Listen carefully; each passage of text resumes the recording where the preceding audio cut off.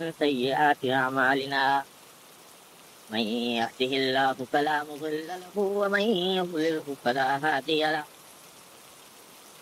وأشهد أن لا إله إلا الله وحده لا شريك له وأشهد أن سيدنا وسندنا ونبينا ومولانا محمدا عبده ورسوله صلى الله تعالى عليه وعلى آله وأصحابه وبارك وسلم تسليما كثيرا. أما بعد،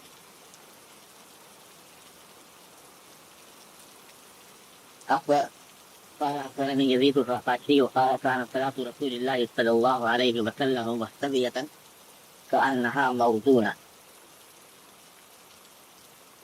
یہ روایت ہے، راوی فرماتے ہیں کہ رسول اللہ صلی اللہ علیہ وسلم کی نماز اس طرح متناسب ہوتی تھی جیسے کہ وہ ترازو میں تلی ہوئی، یعنی ہر تیل نماز کا وہ خاص توازن کے ساتھ اس میں انجام دیا جاتا تھا اور ایسا لگتا تھا جیسے ترازو میں تلا ہوا ہے. اور یہ نماز کا متناسب ہونا، تلا ہوا ہونا، یہ فرض اور نفل ہر طرح کی نمازوں کے ساتھ ہوتا ہے. حضرت صلی اللہ علیہ وسلم کا معمول یہ تھا کہ جب پچھلی نماز پڑھتے رات کے وقت تو پچھلے بیان میں آیا تھا کہ بہت اہتمام کے ساتھ طویل قیام، طویل رکوع، طویل سجدے، یہاں تک کہ کھڑے کھڑے پاؤں پر وزن دیا جائے. لیکن جب نماز جماعت سے پڑھتے اور پڑھاتے تو اس میں ضعیف اور کمزور لوگوں کی رعایت فرماتے تھے اور یہ تاکید بھی فرمائی کہ جب تم میں سے کوئی امامت کرے تو ایسی نماز پڑھائے ایسی نہ ہو کہ جس سے لوگوں پر باغ ہونے لگے. تو وہ نماز جو ہوتی تھی امامت جس میں پڑھواتے تھے اس میں اختصار سے کام لیتے تھے، بلکہ یہ اختصار سے کام لیتے تھے، زیادہ لمبی نہیں کرتے تھے. لیکن اس کے باوجود وہ مختلف نماز بھی متناسب ہوتی تھی، یعنی اس میں موضوعیت ہوتی تھی، ہر فعل اطمینان کے ساتھ انجام پاتا تھا. یہ نہیں جلدی جلدی جلدی جلدی کہہ کے لمبا ہو گیا، ایک چھوٹا ہو گیا، یہ نہیں، بلکہ اطمینان کے ساتھ ہر رکن انجام پاتا تھا. چاہے اس کی قرأت لمبی نہ کرے، رکوع میں چاہے سبحان رب العظیم 3 مرتبہ کہیں، 3 سے زیادہ نہ کہو، لیکن وہ اطمینان کے ساتھ. اور سجدے میں سبحان رب 3 مرتبہ کہیں لیکن وہ اطمینان کے ساتھ. لمبی نہ کہیں، چاہے وہ نہ کہیں کوثر ہی پڑھ لیں، لیکن قیام ہو اطمینان کے ساتھ. تو ایسا متوازن نماز ہوا کرتی تھی، متناسب. تو یہاں جو بات ہم لوگوں کے سمجھنے کی ہے وہ یہ ہے کہ نماز کو الحمدللہ نام ہے، ہم سبھی کو کوئک ہو ہی جاتی ہے نماز پڑھنے کی. اس مجمع میں جو لوگ ہیں الحمدللہ نماز پڑھتے ہی ہیں، لیکن نماز کو قاعدے سے اور طریقے سے اور سنت کے مطابق اطمینان کے ساتھ پڑھنے کا اہتمام عام طور سے اتنا نہیں جتنا ہونا چاہیے. دیکھا گیا ہونا ضروری نہیں، وہ مختصر چاہے، لیکن اس میں آداب کی، سنتوں کا، آداب کا اور مستحب کا پورا لحاظ ہونا چاہیے.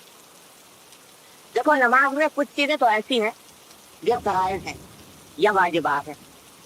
کوئی فرض ہے چھوٹ گیا نمازی نہیں ہوگی، سجدہ چھوڑ دیا پڑھتے نماز نہیں ہوگی، رکوع چھوڑ دیا نماز نہیں ہوگی، قرأت بالکل نہیں تھی نماز نہیں ہوگی. کچھ واجبات ہیں کہ اگر وہ چھوڑ دیے، جان بوجھ کر چھوڑے پھر بھی آداب واجب ہے، بھول کر چھوڑے یہ سجدہ تلخی ہو جاتی ہے. لیکن کچھ ہے سنت ہے اور کچھ ہے مستحبات اور آداب.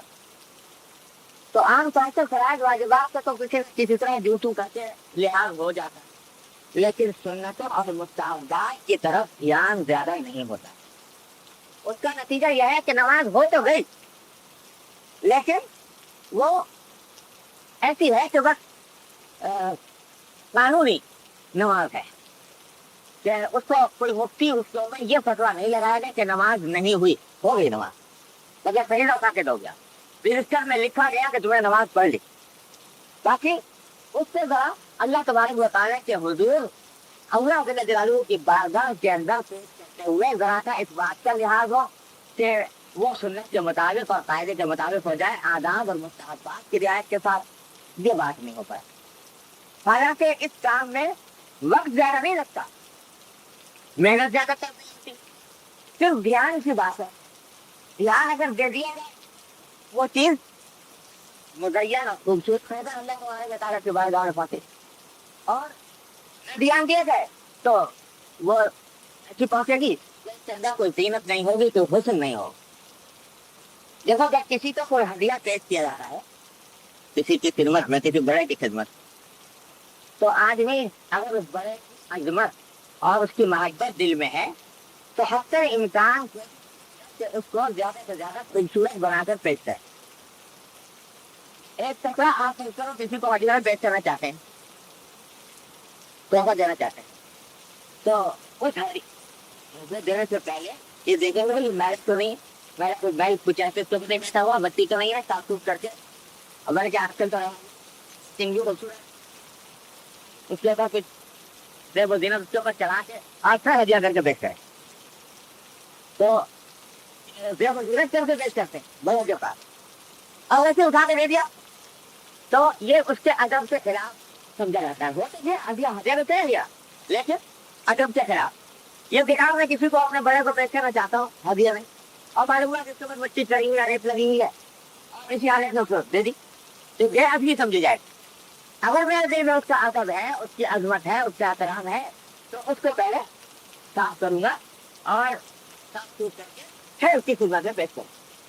तो हदिया तो यदि किसी को दिया जाता है तो उसको जरा सा खूबसूरत बनाकर पेश किया जाता है। ना किया तो दिया, पहुंच तो दिया, मगर बेअदबी के साथ पहुंचा और उसको ये एहसास होगा कि इस आदमी को तमीज नहीं है, अदब का लिहाज नहीं, इस तरह की पेश करती।